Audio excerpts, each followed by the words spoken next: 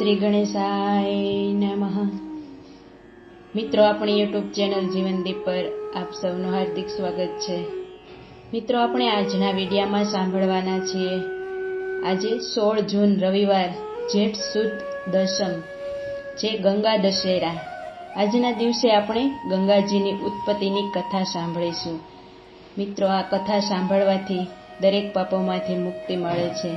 ગંગા એટલી પવિત્ર છે કે કહેવાય છે ને કે મૃત્યુ પહેલા જો ગંગાજીનું એક ટીપું મુખમાં પડી જાય તો પણ મુક્તિ મળી જાય।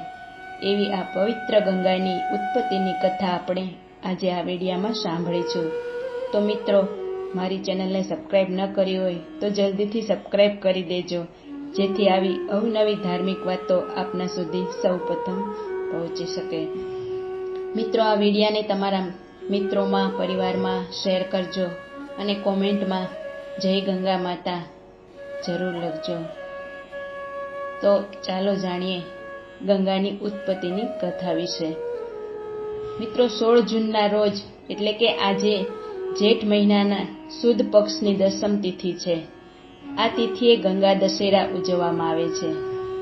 હિમાલયને 2 પુત્રીઓ, મોટી ગંગા અને નાની શિવે મસ્તક ઉપર ગૌરી, શ્રી ગંગને ધારણ કરી હિમાલયના 13,600થી વધુ ફૂટ ઊંચા ગૌમુખ સ્થાનેથી પ્રવાહ આવે છે।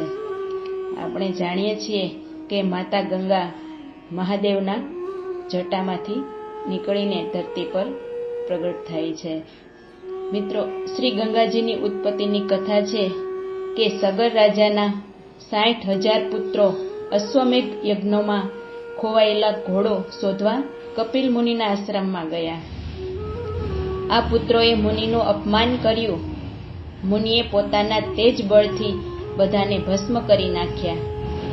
આ પુત્રોનો મોક્ષ થાય તે માટે સગર રાજાના પૌત્ર અંશુમાને ઘોર તપ કર્યું, પણ શ્રી ગંગાજી પ્રસન્ન ન થયા। ત્યારબાદ તેમના પુત્ર દિલીપે તપ કર્યું। શ્રી ગંગાજી તપશ્ચર્યાથી પ્રસન્ન થયા। વરદાન માંગવા શ્રી ગંગાજીએ કહ્યું અને બોલ્યા કે મારે પૃથ્વી ઉપર અવતરણ કરવું છે, પણ મને ઝીલવાની તાકાત કોનામાં છે?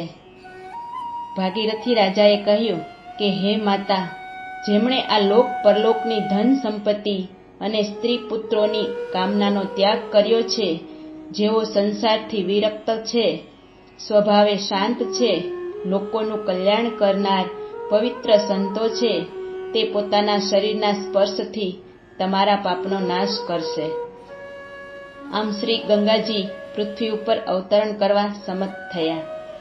ભગીરથ રાજા સમજતા કે શ્રી ગંગાજીનો પ્રચંડ વેગ કોઈનાથી ઝીલી ન શકાય, તેથી ભગીરથે ઉગ્ર તપ કરી શિવજીને પ્રસન્ન કર્યા। આ પ્રચંડ વેગને ભગવાન ભોળાનાથે પોતાની જટામાં ઝીલી લીધા। ભોળાનાથે શ્રી ગંગાજીને પૃથ્વી ઉપર અવતરણ કરવા મુક્ત કર્યા। ભગીરથી તરીકે ઓળખાતી શ્રી ગંગાજી ભગીરથ રાજાની સ્મૃતિરૂપ છે।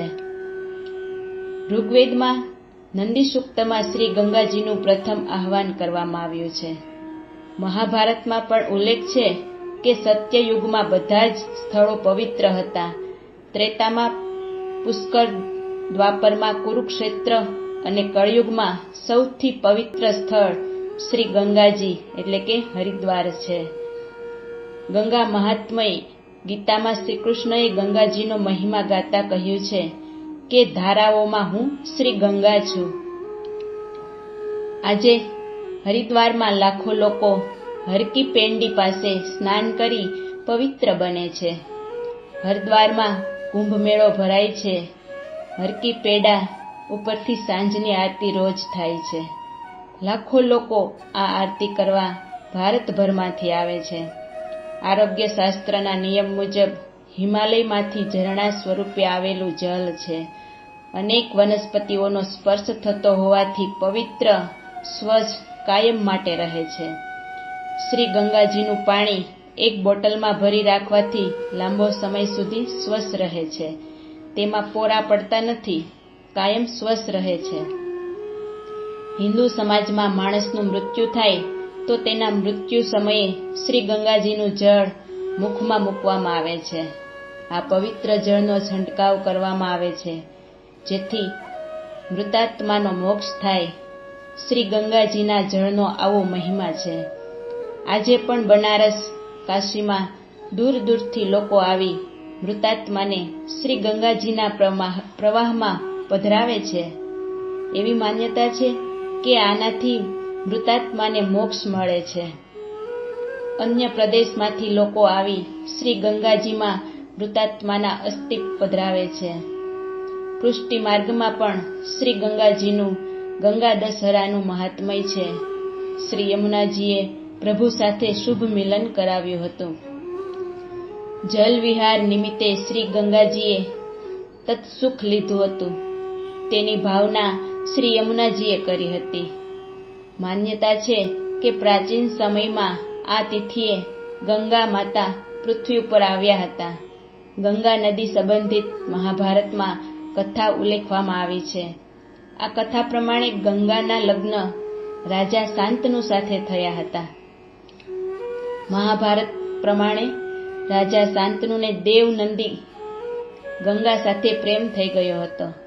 રાજાએ ગંગા સાથે લગ્ન કરવાની ઈચ્છા વ્યક્ત કરી ત્યારે ગંગાએ શાંતનુ સામે શરત રાખી કે તેને પોતાના પ્રમાણે કામ કરવાની સંપૂર્ણ સ્વતંત્રતા હોવી જોઈએ. જે દિવસે શાંતનુ તેમને કોઈ વાતને લઈને રોકશે તે રાજાને છોડીને જતી રહેશે. શાંતનુએ ગંગાની આ શરત માની લીધી અને લગ્ન કરી લીધા. લગ્ન પછી ગંગા જ્યારે પણ કોઈ સંતાનને જન્મ આપતી તે તરત તેને નદીમાં વહાવી દેતી હતી. શાંતનુ પોતાના વચનના કારણે ગંગાને આ કામ કરવાથી રોકતા ન હતા. જ્યારે 8મા સંતાનને પણ ગંગા નદીમાં પ્રવાહિત કરવા જઈ રહી હતી ત્યારે શાંતનુથી રહેવાયું નહીં. તેમણે ગંગાને રોકીને પૂછ્યું કે તે પોતાની સંતાનને આ પ્રકારે નદીમાં કેમ વહાવી રહી છે. ગંગાએ કહ્યું કે રાજન, આજે તમે તમારા સંતાન માટે મારી શરત તોડી દીધી છે.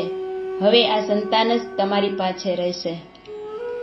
શાંતનુએ પોતાના સંતાનને બચાવી લીધો, પરંતુ તેને સારી શિક્ષા માટે થોડા વર્ષ ગંગા સાથે જ રહેવા દીધો. તે બાળકનું નામ દેવવ્રત રાખવામાં આવ્યું. થોડા વર્ષ બાદ ગંગા તેને પાછો આપવા આવી ત્યાં સુધી તે એક મહાન યોદ્ધા અને ધર્મજ્ઞ બની ગયો હતો. પુત્ર માટે શાંતનુએ ગંગા જેવી દેવીનો ત્યાગ સ્વીકાર કર્યો. તે પુત્રને શિક્ષા માટે અનેક વર્ષ પોતાનાથી દૂર પણ રાખ્યો. આ દેવવ્રતે શાંતનુના લગ્ન સત્યવતી સાથે કરાવવા માટે આજીવન કુંવારા રહેવાની ભીષણ પ્રતિજ્ઞા પણ લીધી. ત્યારબાદ તેમનું નામ ભીષ્મ પડ્યું. ભીષ્મે છેલ્લા સમય સુધી પોતાના પિતાના વંશની રક્ષા કરી હતી. મિત્રો, તો આ રીતે માતા ગંગાની ઉત્પત્તિની કથા આપણે સાંભળી. આપણને જો આ વિડીયો ગમ્યો હોય તો મારી ચેનલને લાઇક, શેર અને સબસ્ક્રાઈબ જરૂર કરજો. અને આજે જેઠ સુદ દસમ દશહરા ગંગા દશહરાનો તહેવાર નિમિત્તે આ ગંગાની કથા જરૂર સાંભળજો, જેથી મોક્ષની પ્રાપ્તિ થાય. તો આજના તહેવારે દરેક મિત્રોને જય શ્રી ગંગા, જય શ્રી ગંગે.